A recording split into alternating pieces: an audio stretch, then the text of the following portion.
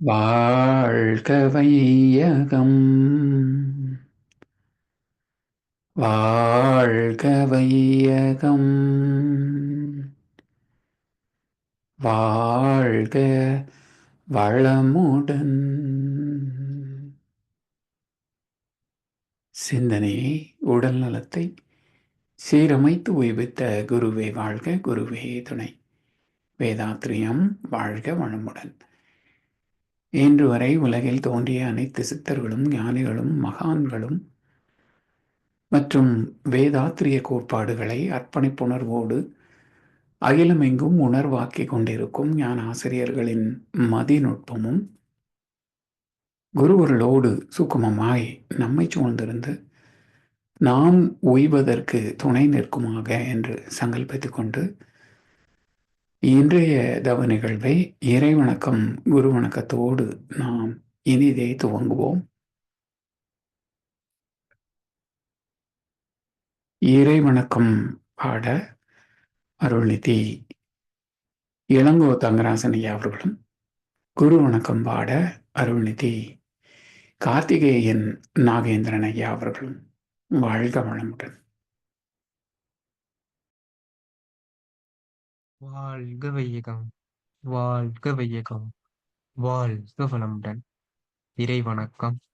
ஆதி எனும் பரம்பொருள் மெய்யெழுச்சி பெற்று அணுவென்ற உயிராகி அணுக்கள் கூடி மோதி இணைந்து இயங்குகின்ற நிலைமைக்கேற்ப மூலகங்கள் பலவாகி அவை இணைந்து பேதித்த அண்ட கோடிகளாய் மற்றும் பிறப்பிறப்புடை உணர்தல் இயக்கமாகி நீதிநெறி உணர் மாந்தராகி வாழும் நிலை உணர்ந்து தொன்றாற்றி இன்பம் காண்போம்.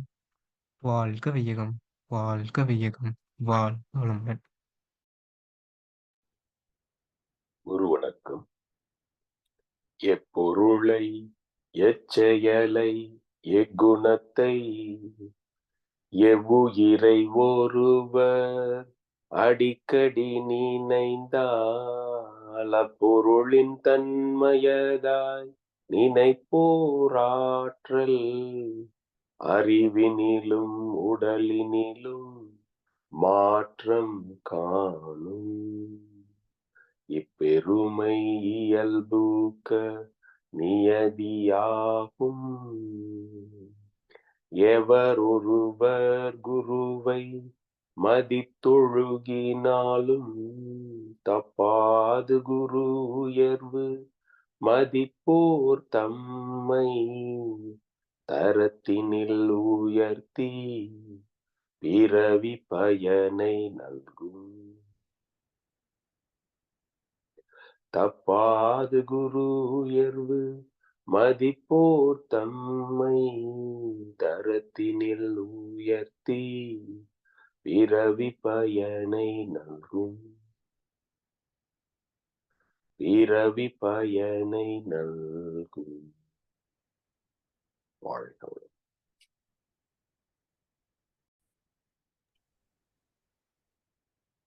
வாழ்க வையகம், வாழ்க வையகம், வாழ்க வளமுடன்.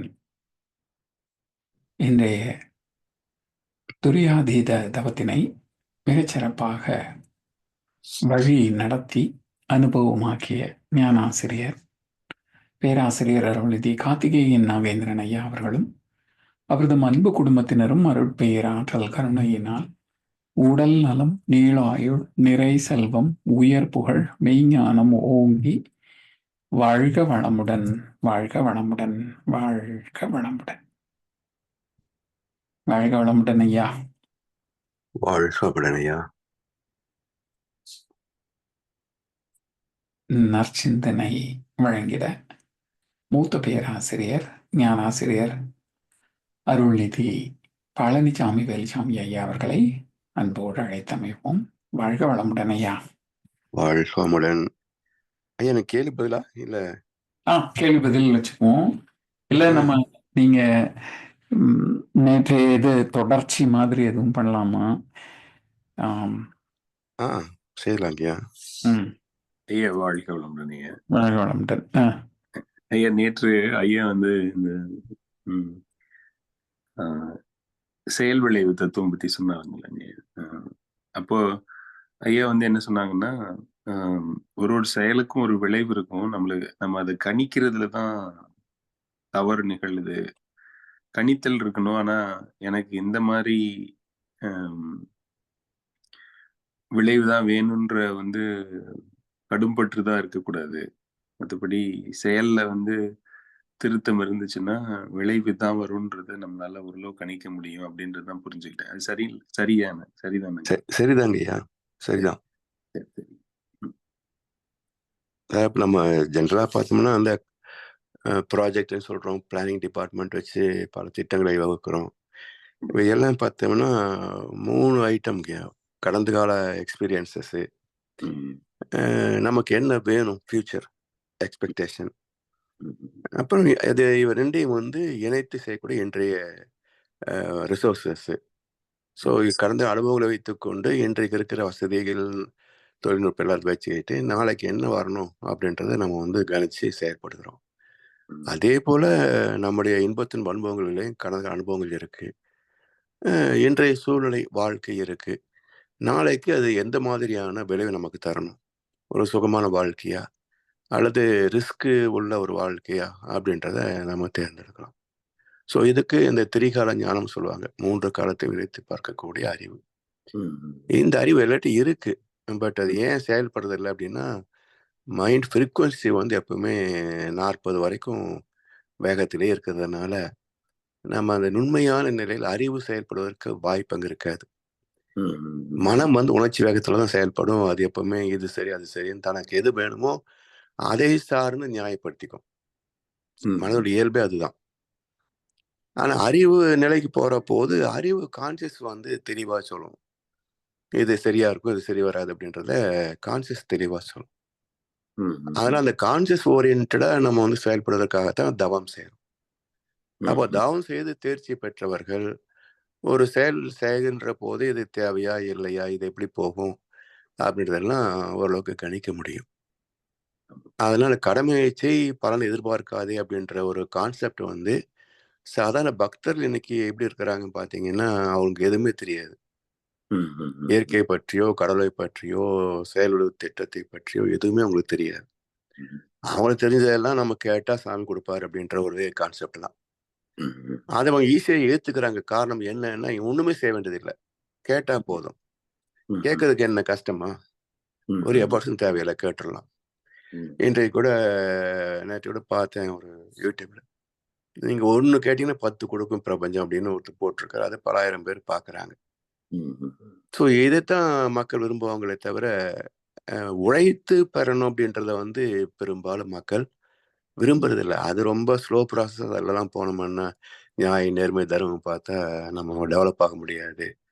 டெவலப் ஆகணும்னா குறுக்கு வழி தான் அப்படின்றது எல்லாருடைய மைண்ட்லேயும் சிக்கிச்சுங்க. அதனால வாழ்க்கையில என்ன வேணும்னா சீக்கிரமா வந்து பெரிய ஆள் ஆகணும், எல்லா வசதிகளும் அடையணும், அதுக்கு என்ன பண்ணலாம் சொல்லுன்ற மாதிரி தான் இருக்கு. அதனால இவங்க வந்து ஒரு செயலை இது வரும்னு கணிச்சாங்கன்னா அது நடக்காது. அதனாலதான் சாதாரண பக்தர்கள் சொல்றதுதான் வந்து நீ கடமைச்சு அதுக்குரிய விளைவு என்னவோ அதை நான் துல்லியமாக காலத்தால் தந்து விடுவேன் அப்படின்றது கீதையுடைய கான்செப்ட். ஆனா அறிவை அறிந்தவர்கள், அமைதியில் வாழக்கூடியவர்கள் நம்ம இதை செய்தால் இது வரும் என்பது உணர முடியும். அது தகுந்த போல நமக்கு என்ன வேணும் அதை செயல்படுத்தி கொள்ளலாம். இது நமக்கு கிடைக்காது, அதை விட்டுற வேண்டியதான். அதாவது அந்த லைஃப்ல கூட பார்த்தீங்கன்னா இப்போ குடும்ப கடமைகள் வி ஹாவ் டு அப்படின்றோம், வி ஹாவ் டு டூ இதெல்லாம் சரி. அதுல கேன் டூ கேனாட் டூ ரெண்டு இருக்குல்ல. ஆமாங்க. இப்போ ஒரு குடும்பத்தை எடுத்துக்கொள்ளுங்களேன், நம்மளுடைய கடமைகள் என்ன, இதெல்லாம் செய்யணும், we have to do all this responsibilities நம்ம சொல்றோம். ஆமா. அதை செய்யக்கூடிய திறமை வசதி வாய்ப்புகள் இருந்தால் தானே செய்ய முடியும். ஆமா. அப்போ ஹேவ் டு என்பது எல்லாருக்கும் பொதுவாக இருக்கலாம், அதிகமாக கூட இருக்கலாம். ஆனா கேன் டூ கேனாட் டூன்றது தான் சிக்கல் இருக்குது. ஆமா. ஸோ அப்போ நம்ம எதை செய்ய முடியுமோ அதில் எல்லை கூட வகுத்து கொள்ள வேண்டுமே தவிர, இதெல்லாம் நான் செய்ய வேண்டிய கடமைகள்ங்க குடும்பத்துக்கு. நம்ம எப்படி வேணும் அது செய்யலாம் அப்படின்னு நினைச்சீங்கன்னா அப்போ தர்மம் இருக்காது. அப்போ நம்ம செய்யக்கூடிய அந்த ஆற்றலை வந்து புண்ணியத்தின் பலன், நல்ல கர்மாக்களின் பலன். நீங்க வள்ளுவர் என்ன சொல்லுவாருன்னா, ஏன் பணக்காரன் மதிக்கிறாங்க? அவன் ஒரு காசுக்கு பிரயோஜனம் இல்லை, அறிவே கிடையாது, சுத்த யூஸ்லெஸ் ஃபெலோ. ஆனா பணக்காரனா இருக்கிறான், எல்லாரும் அவனை மதிக்கிறாங்க, கால் விழுகிறாங்க. ஏன் அப்படின்னா வள்ளுவர் சொல்றாரு, பணம் என்பது புண்ணியத்தின் கன்வர்ஷன். அப்போ புண்ணியத்தை மதிக்கத்தான் வேணும். அதெல்லாம் பணக்காரன் மதிக்கிறாங்க. அந்த பணத்தை அவன் வந்து சரியா ஹேண்டில் பண்ணலை அப்படின்னா அதுல போனதுக்கு அப்புறம் மதிப்பு தானே போயிடும். ஸோ அதனால தான் என்ன சொல்லுவாருன்னா, புண்ணியத்தின் பலனாகத்தான் நம்ம வாழ்க்கையில வந்து ஒரு நல்ல பதவியையோ செல்வத்தையோ அடைகிறோம். அப்போ என்ன பண்ணணும்? அந்த பதவியும் செல்வம் வருகின்ற போது அதை புண்ணியமா மாத்துன்றாரு. அப்ப நம்ம சந்ததிக்கு விட்டு செல்ல வேண்டியது என்னன்னா புண்ணியங்களே தவிர செல்வம் அல்ல. ஏன்னா பதவி கொடுத்துட்டு போக முடியாது இல்லைங்களா? செல்வத்தை வேணும் கொடுத்துட்டு போகலாம், ஆனா அந்த செல்வம் அவனுக்கு பயனாகுமா இல்லையான்றது நமக்கு தெரியாது. அது வந்து ஆனா புண்ணியத்தை தந்து விட்டு போனோம்னு சொன்னா நிச்சயமாக அவனுக்கு வாழ்க்கையில எந்த சிக்கலும் இருக்காது. திறமை இல்லாதவன் கூட சௌகரியமா வாழ்ந்துருவான். அதுதான் இப்ப சொன்னப்ப ரொம்ப சிறப்பா இருந்தது. அதாவது அருள் அப்படின்றதுதான் வந்து பொருளா மாறுது. ஆமா. ஆமா. அப்ப அந்த பொருள் மறுபடியும் அருளா மாறணும்னா அத வந்து சரியான முறையில பயன்படுத்தணும். ஆமா. இப்போ இன்னொரு குறள் ஒண்ணு ஞாபகம் வந்துச்சுங்க. இந்த ஐயா சொல்லிட்டே இருக்கும்போது, அற்றார் அழிப்பசி தீர்த்தல். அதுதான். அதாவது பணத்தை புண்ணியமா மாற்றக்கூடிய வழி என்னன்னா, இல்லாதவர்களுடைய துன்பப்படுபவர்களுக்கு உணவு, உடை, கல்வி, மருத்துவம் இதெல்லாம் இல்லாதவர்களுக்கு நம்ம உதவி செய்கின்ற போது இந்த செல்வம் வந்து மீண்டும் புண்ணியமாக மாற்றம் பெற்று. இது அவ்வளவு எளிதில் மக்கள் ஏத்துக்கிறது இல்லைங்கய்யா. ஏன்னா மனம் சார்ந்த வாழ்க்கையில ஆசைகளே அதிகமா இருக்கிறதுனால இது அப்புறம் பார்த்துக்கலான்ற மாதிரி ஒதுக்கிறாங்களே தவிர இதுதான் வாழ்க்கை அப்படின்றது வந்து பெரும்பாலும் ஏத்துக்கிறது இல்லைங்க. வசதி வரவங்கெல்லாம் ஏன் வந்து உடனே நல்லா செய்கிறாங்களா பார்த்தீங்கன்னா, இன்னும் நிறைய வரட்டும் அப்போ நான் செய்வேன் சொல்லுவாங்களே தவிர இன்னைக்கு இவ்வளோருக்கு இதில் ஒரு 10% நான் கொடுப்பேன்றது இல்லை. அதாவது இப்போ 10 ரூபாய் இருக்கு, 1 ரூபா நம்ம தானம் பண்றேன்ற ஒரு ஹேபிட் உள்ள வந்தா நாளைக்கு 1 கோடி வந்தாலும் 10 லட்சம் நன்கொடை தருவான். இப்போ ஒன்றும் தரமாட்டேன், நான் 1 கோடீஸ்வரன் ஆயிட்டேன், நான் பிறகு கொடுப்பேன்றவன் எப்பவுமே கொடுக்க மாட்டான்.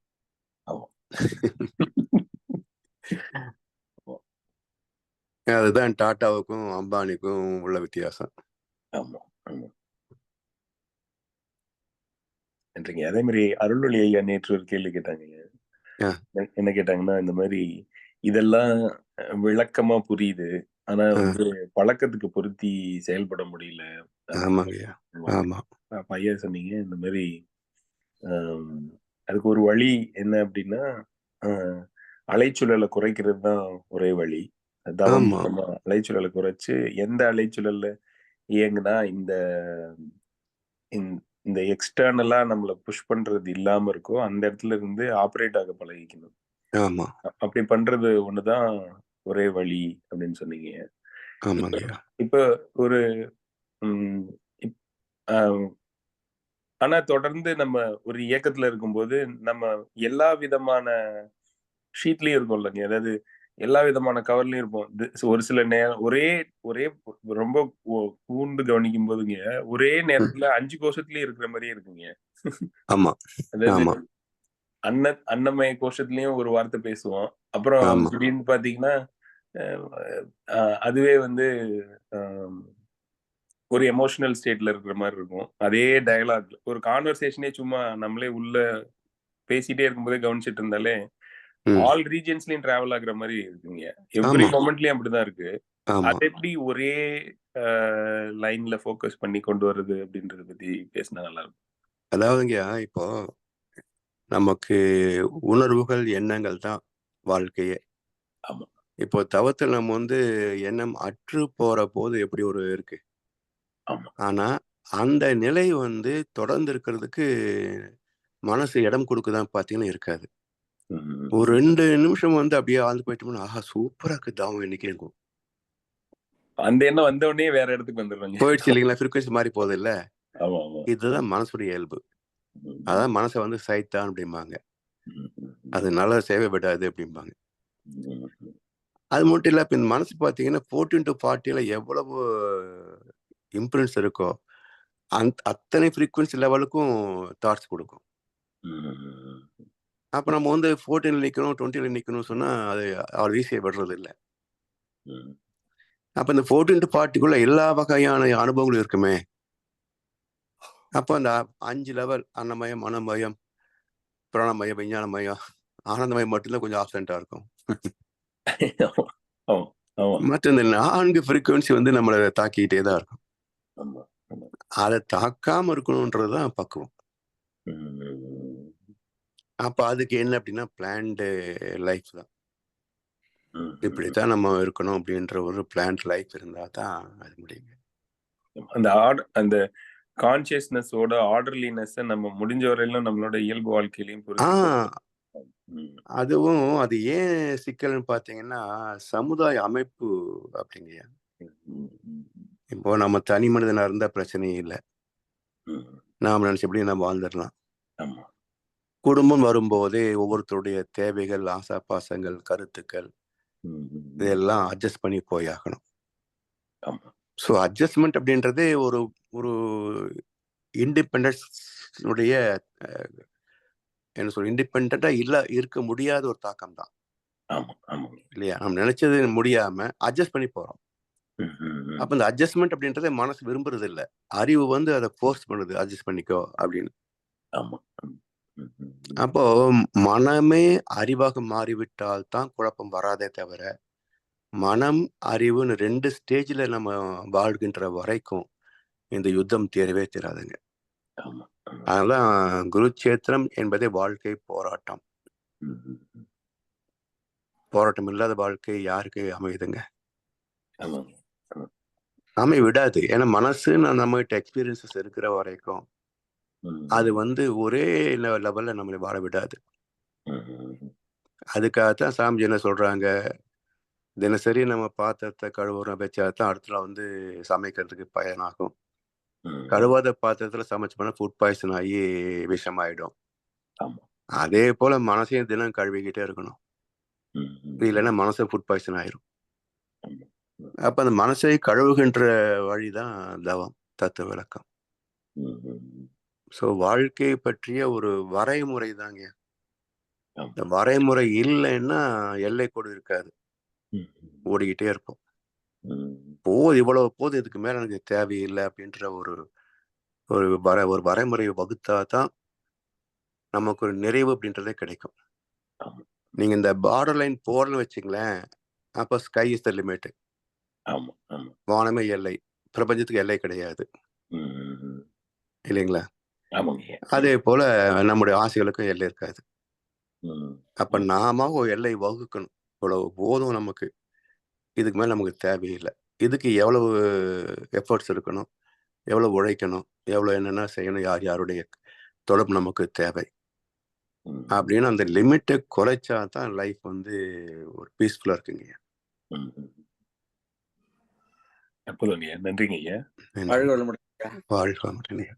நல்ல கேள்வி. இந்த கேள்வியோட இப்போ suppose for example we are saying அறிவு, பேரறிவு, அறிவாற்றல். What will be the role of these three? இந்த செயல்விளை தத்துவம் நீங்க சொன்ன மாதிரி நம்ம எல்லாமே நம்ம செயல்விளை தத்துவப்படி நடக்குதுன்னு நினைச்சுட்டு இருக்கோம். அப்படி இருக்கும்போது இந்த பேரறிவு, பேராற்றல், அறிவாற்றல் இதெல்லாம் whether the human can intervene with these three to overlook. 5 level இருக்குங்க. அறிவுக்கு 5 லெவல் இருக்கு. சொல்லுங்க ஐயா. இங்க பேரறிவுன்றது இறைநிலை, சுத்தவெளி. சரி. அது பின்னப்படுகின்ற போது அந்த பின்னத்துக்கு மையத்துல அறிவு உடைய தன்மை அடங்கி போகுது. அடங்கிடும். ஆமா, அந்த சுத்தவெளி என்பதுக்குள்ள 6 கேரக்டர் இருக்கு. Kinematic, quivering, highly transparent, mighty, dark and fluid matter. இதுல சைவ சித்தாந்தம் சொல்லக்கூடியது ஒன்று பார்த்தீங்கன்னா தத்புருஷ அறிவும் சிவத்தினுடைய இயல்பு தான். அப்ப அந்த அறிவு தான் மேக்சிமம் பார்ட்.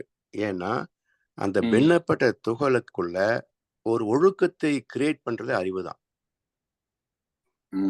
ஆச்சுங்களா. அப்ப பின்னப்படுகின்ற போது பிராக்ஷன் ஆகுது, பகுக்கப்பட்ட அறிவு, பின்னப்பட்ட அறிவு. ஆமா, இது மனிதனிடத்துல வருகின்ற போது இதுவும் பகுக்கப்பட்டது தான். ஆனா இது உடல் கடந்து சிந்திக்கக்கூடிய ஆற்றல் உள்ளது. 5 புலன்களை தாண்டி இந்த வாழ்க்கை மறை பொருளை இயற்கை ஆராயக்கூடிய ஆற்றல் உடையதுனால இந்த அறிவு மற்ற 5 அறிவு வரைக்கும் உள்ள ஜீவராசிகளை விட உயர்ந்து நிற்குது. சரிங்களா. இந்த 6வது அறிவு 5 நிலைகள்ல இன்டெலிஜென்ஸ், இன்ஸ்டிங்க்ட், நாலேஜ்,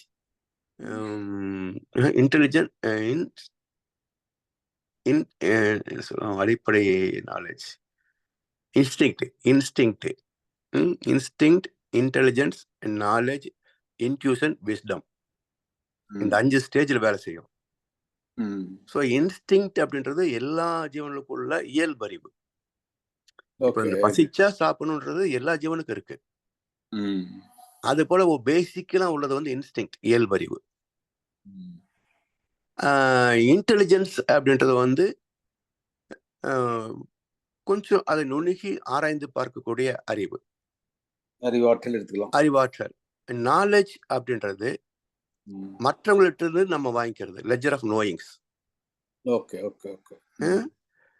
இதே தான் college is a place where you can get collective knowledge. Knowledge is ledger of knowings. ஆச்சுங்களா. இந்த நாலேஜ் இது டெவலப் ஆகும்போது நமக்கு இன்ட்யூஷன் வரும். தவத்தை பின்பற்றுங்கிற போது இன்ட்யூஷன் நமக்குள்ளேயே சில கருத்துக்கள் தோணும். அந்த இன்ட்யூஷன் அடுத்தது விஸ்டம். விஸ்டம் என்பது அந்த இன்ட்யூஷன் எங்கிருந்து வந்ததோ அதையே உணர்கின்ற அனுபவம் விஸ்டம். இப்படி நம்முடைய பகுத்தறிவு இந்த 5 லெவல்ல செயல்பட்டு கொண்டே இருக்கும்.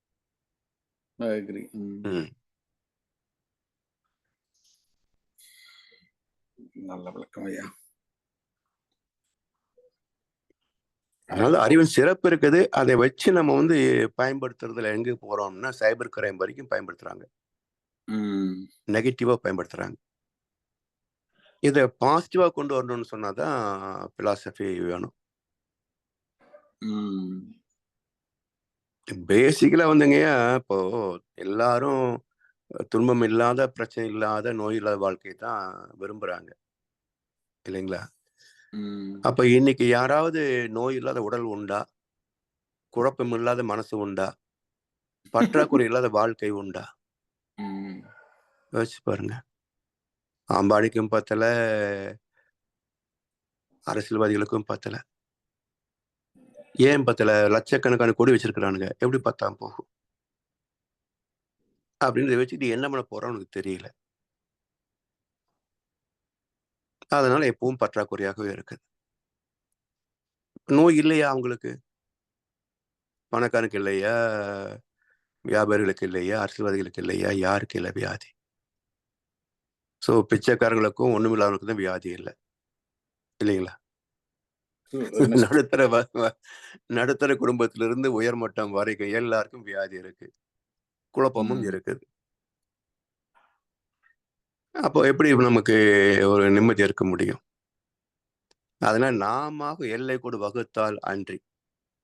ஏன்னா பற்றாக்குறையும் வாழ்க்கை அல்ல, வறுமை வாழ்க்கை அல்ல, செழுமையும் வாழ்க்கையின் உச்சம். அது இந்த வறுமைக்கும் செழுமைக்கும் இடையில ஒரு வசதின்னு வைக்கணும், மிடில் பாத். மிடில் பாத் தான் சாட்டிஸ்ஃபைடு லைஃப்ங்க.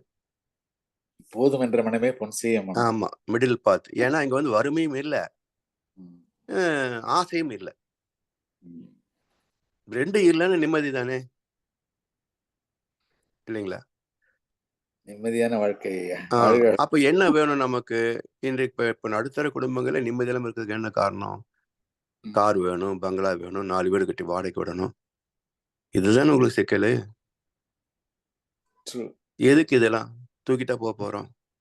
இல்ல குழந்தைக்கு சேர்த்து வைக்கணுன்றது எல்லாருடைய இயல்பும். நாளைக்கு உங்க லைஃப் என்ன ஆகுமோ, சும்மா இருப்பாங்களா அப்படின்ட்டு. யார் சும்மா இருக்க முடியும் சொல்லுங்க? நீங்க எத்தனை கோடி சேர்த்து வச்சாலும் ஒரு மனிதன் சும்மா இருக்க முடியுமா? ஏதோ ஒன்று பண்ணித்தான் ஆகணும். அப்ப வாழ்க்கை தேவை அப்படின்றது அவனுக்கு இருக்கிற போது அதை அவன் பார்த்துக்குவான். குழந்தைகளை பற்றி கவலைப்படுறதுதாங்க பெரிய சிக்கலே. கவலை. நம்மளை பத்தி அப்பா அம்மா கவலைப்பட்டாங்க. இப்ப நான் வாழ்ந்துடலையா? அது இப்ப நம்ம குழந்தைகள் வளருவாங்கன்னு ஏன் நமக்கு நம்பிக்கை இல்லை?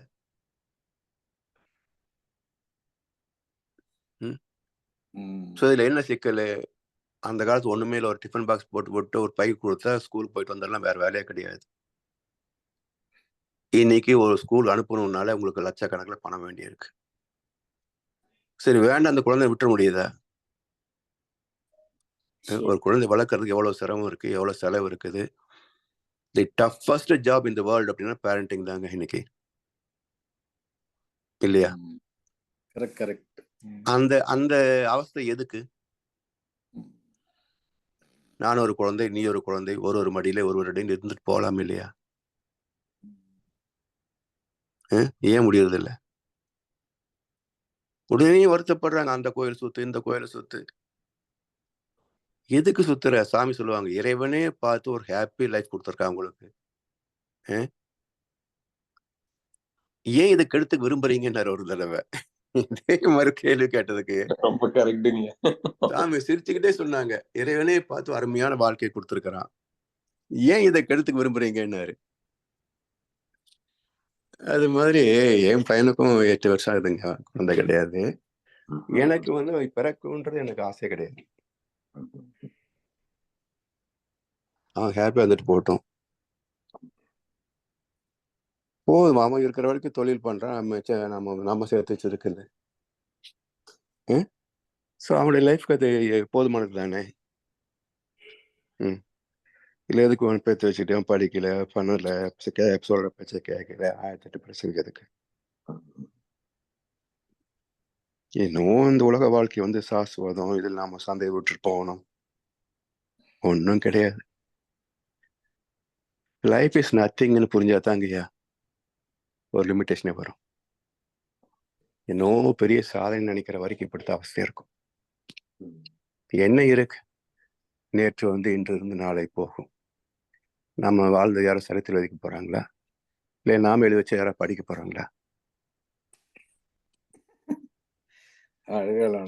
அருமை. இதானுங்க life. So satisfied life is more valuable then successful life. Correct. So limited to our needs வச்சுக்கலாம். Well best. ஆமா, அவ்வளவுதான். ஆமா.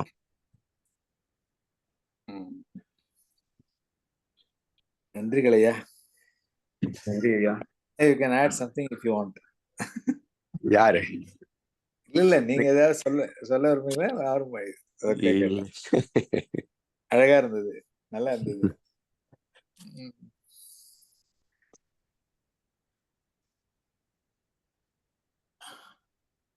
மேபி இன்னொரு சப்ளிமெண்டரி கொஸ்டின் ஐயா. பட் இந்த எல்லா நேரத்திலையும் நம்ம வாழ்க்கையில விழிப்புணர்வோட நடந்துக்கிறதுக்கு நம்ம அறிவு ஃபைன் டியூன் பண்ணணுமா, மனசை ஃபைன் டியூன் பண்ணணுமா? மனசை தான் டியூன் பண்ண முடியும், அறிவை டியூன் பண்ண அவசியம் கிடையாது. அறிவு ஆட்டோமேட்டிக்கா அறிவா டியூன் பண்றோம். ஓகே.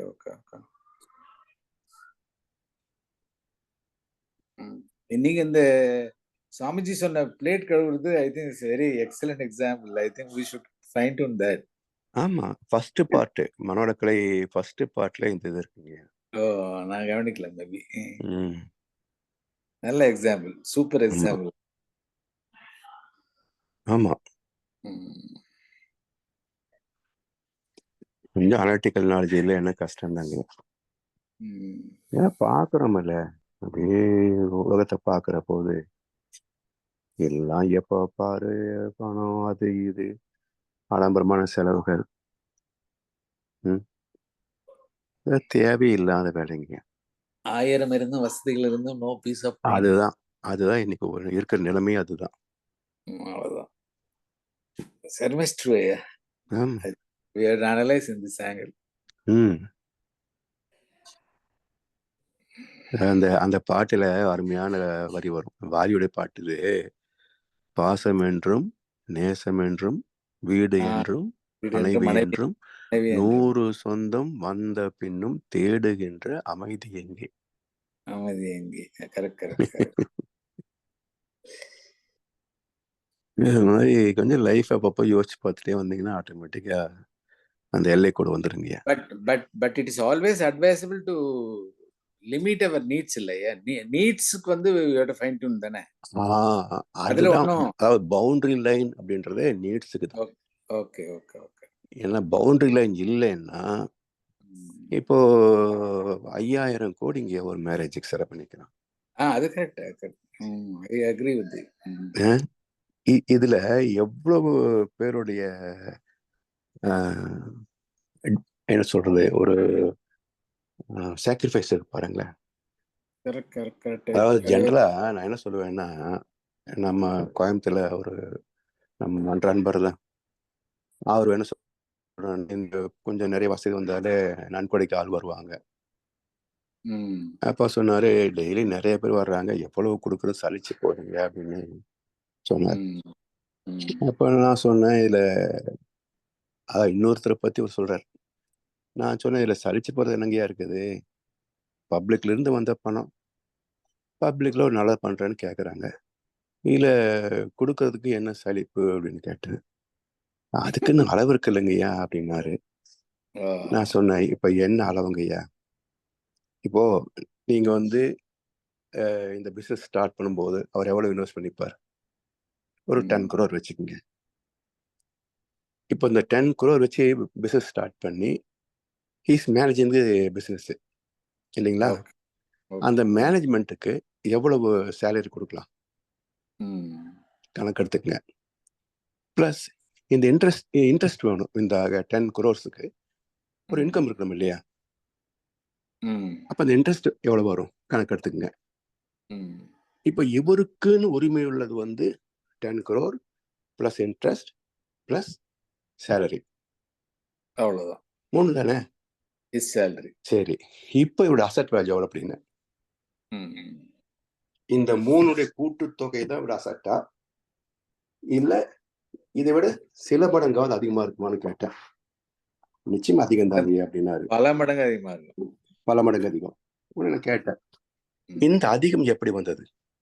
கரெக்ட். ஒண்ணு, அங்க வேலை செய்றவங்களுக்கு கம்மியா சம்பளம் கொடுத்தது. 2வது, வாங்கின பொருளை பல மடங்கு விலை வச்சு விற்கிறது. அவ்வளவுதான். 3வது, டாக்ஸ் ஏமாத்துறது.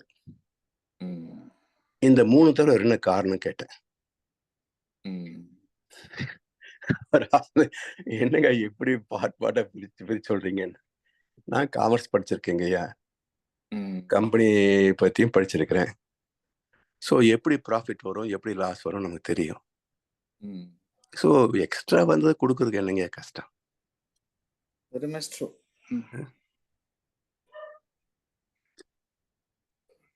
Thank you ஐயா. வாழ்க்கை. இதுதான் இந்த கணக்கு பார்த்தாங்கன்னு சரியா போயிடுங்க.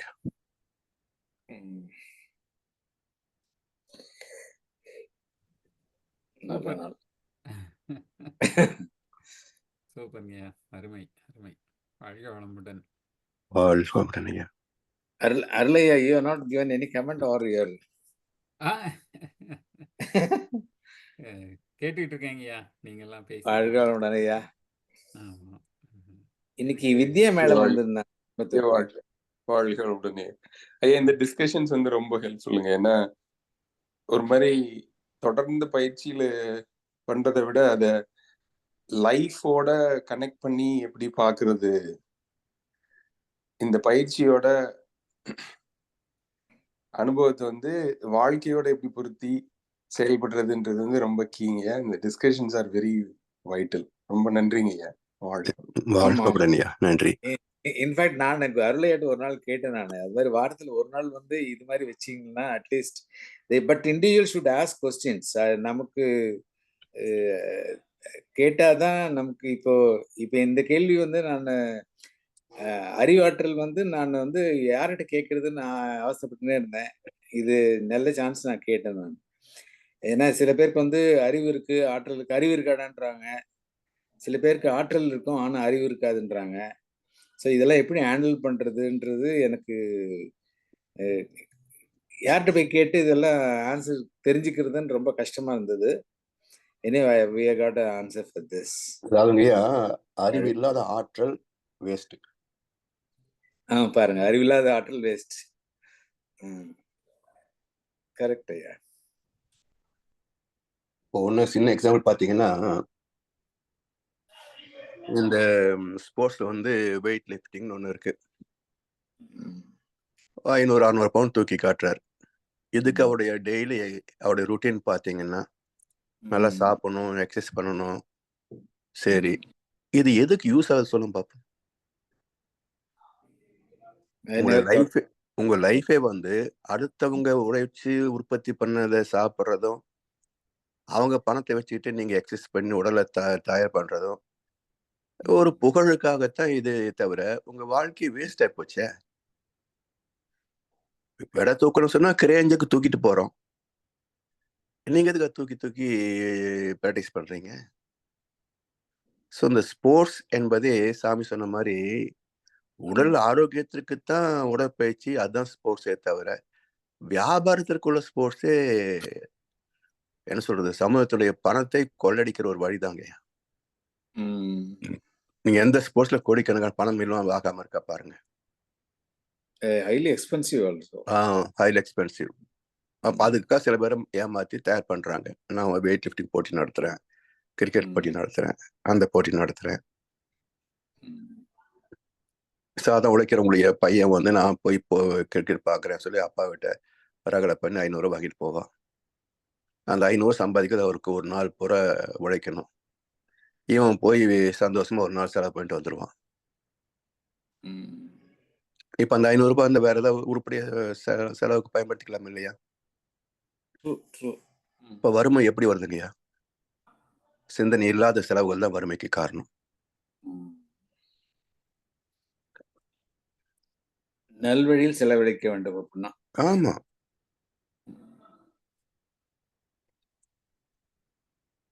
பார்க்கலாம். இது கூட ஒரு நல்ல எக்ஸாம்பிள் தான், வெயிட் லிஃப்டிங். ஆமாங்க, இது மாதிரி எவ்வளவு இருக்கு பாருங்க உலகத்துல.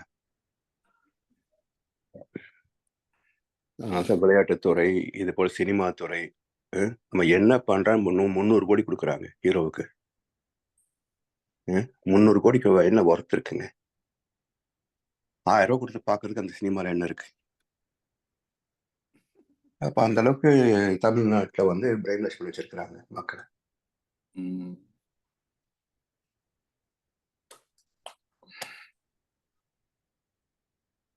யோசிக்கிறீங்கய்யா, சிந்திக்கலன்னா நம்மளை ஏமாத்துறதுக்கு உலகத்தில் நிறைய பேர் இருப்பாங்க. நம்மளை காப்பாத்திக்கணும், நம்ம யோசிச்சுதான் ஆகணும்.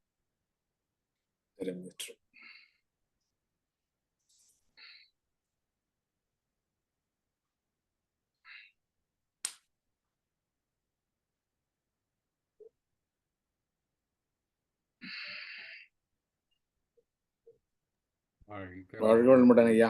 வாழ்வளமுடன். அருமை. அறிவு சார்ந்த கலந்துரையாடல் வழங்கிய மூத்த பேராசிரியர் ஞானாசிரியர் அருள்நிதி பழனிசாமி வேலுச்சாமி ஐயா அவர்களும் அவரது அன்பு குடும்பத்தினரும் அருட்பேராற்றல் கருணையினால் உடல் நலம், நீளாயுள், நிறை செல்வம், உயர் புகழ், மெய்ஞானம் ஓங்கி வாழ்க வளமுடன், வாழ்க வளமுடன், வாழ்க வளமுடன். பாடல்கள் அனைவருக்கும் நன்றிகள். வாழ்க வளமுடன். பாடல்கள் பாடி நிறைவு செய்யும் தருணம் மீது பாடல்கள் அனைத்தும் பாட அருள்நிதி வேதாத்திரிய பாடலும் பிரம்மஞான கவியும் பாட அருள்நிதி கார்த்திகேயன் நாகேந்திரன் ஐயா அவர்களும், உலக நல வாழ்த்து பாட அருள்நிதி இளங்கோ தங்கராசன் ஐயா அவர்களும். வாழ்க வளமுடன். வாழ்க வையகம், வாழ்க வையகம், வாழ்க வளம். வேதாத்திரிய பாடல். போரில்லா நல்லுலகம், பொருள் துறையில் சமநீதி, நேர்மையான நீதிமுறை, நிலவுலகுக்கோராட்சி, சீர் செய்த பண்பாடு சிந்தனையோர் வழிவாழ்வு, சிறப்புணர்ந்த பெண்மதிப்பு, தெய்வ நீதி வழிவாழ்தல், தேர் திருவிழா தவிர்த்தல், சிறுவர்கட்கே விளையாட்டு, செயல் விளைவு உணர்கல்வி, சீர்காந்த நிலை விளக்கம், பார் முழுதும் உணவு நீர் பொதுவாக்கல், பல மதங்கள் பல கடவுள் பழக்கம் ஒழித்து உண்மை ஒன்றை தேர்ந்திடுதல். பிரம்மஞான கவி. இறைவெளியே தன்னிருக்க சூழ்ந்தழுத்தும் மாற்றல், சூழ்ந்தழுத்தும் மாற்றல், இதன் திணிவு மடிப்பு விழ சுழலும் நுண்விண்ணாம், இதன் திணிவு மடிப்பு விழ சுழலும் நுண்விண்ணாம், நிறைவெளியில் விண் சுழல நெருக்குகின்ற உரசல், நெருக்குகின்ற உரசல், நிலை வெளியில் எழுப்புகின்ற நேரலைகள் காந்தமாம், நிலை வெளியில் எழுப்புகின்ற நேரலைகள் காந்தமாம், மறைபொருளாம் காந்தம் தன்மாத்திரைகள் ஐவகை, தன்மாத்திரைகள் ஐவகை, மலை காதீர் விண் கூட்டம் மாபூதம் ஐந்துமாம், மலை காதீர் விண் கூட்டம் மாபூதம் ஐந்துமாம், முறையாய காந்த அலை மனமாம் உயிர் உடல்களில், மனமாம் உயிர் உடல்களில், மதி உயர்ந்தி உண்மை பெற மாபிரம்ம ஞானமாம், மதி உயர்ந்தி உண்மை பெற மாபிரம்ம ஞானமாம், மாபிரம்ம ஞானமாம். வாழ்க. நன்றி. வாழ்க வையகம், வாழ்க வையகம், வாழ்க வளமுடன். உலகநல வாழ்த்து. உலகமெல்லாம் பருவமழை ஒத்தபடி பெய்யட்டும், உழவரெல்லாம் தானியத்தை ஒப்புடனே பெருக்கட்டும், பல தொழில்கள் புரிகின்ற பாட்டாளி உயரட்டும், பகுத்துணர்வில் தொகுத்துணர்வு பண்பாட்டை உயர்த்தட்டும், கலகங்கள் போட்டி பகை கடந்தாட்சி நடக்கட்டும், கல்லாமை கடன் வறுமை கலகங்கள் மறையட்டும், நலவாழ்வை அளிக்கும் மெய் ஞான ஒளி வீசட்டும், நம் கடமை அறவாழ்வின் நாட்டத்தே சிறக்கட்டும், நம் கடமை அறவாழ்வின் நாட்டத்தே சிறக்கட்டும். வாழ்க வையகம், வாழ்க வையகம், வாழ்க வளமுடன். வாழ்க வளமுடன். இன்றைய தவத்தில் கலந்து கொண்ட அன்பர்கள், தவத்தை வெளிநடத்தியோர், நற்சிந்தனை வழங்கியோர், பாடல்கள் பாடியோர் அனைவரும் வாழ்க வளமுடன். அவர்களின் அன்பு குடும்பம், அவர்களின் உடல் நலம், மனவளம், பொருள் வளம், அருள் தொண்டு, ஆன்மீக தொண்டு வாழ்க வளமுடன், வாழ்க வளமுடன், வாழ்க வளமுடன். இத்துடன் இன்றைய காலை தவம் நிகழ்வு நிகழ்வோடும் இதே நிறைவு பெறுகின்றது. இறையருளும் குருவருளும் நம் அனைவரையும் எப்பொழுதும் சூழ்ந்திருந்து நம்மை இந்த இறைநிலை உணர்ப்பயணத்திலே சிறந்த முறையிலே வழிநடத்தட்டும் என அனைவரையும் வாழ்த்தி வணங்கி நன்றி கூறி அமைகிறோம். வாழ்க வையகம், வாழ்க வையகம், வாழ்க வளமுடன்.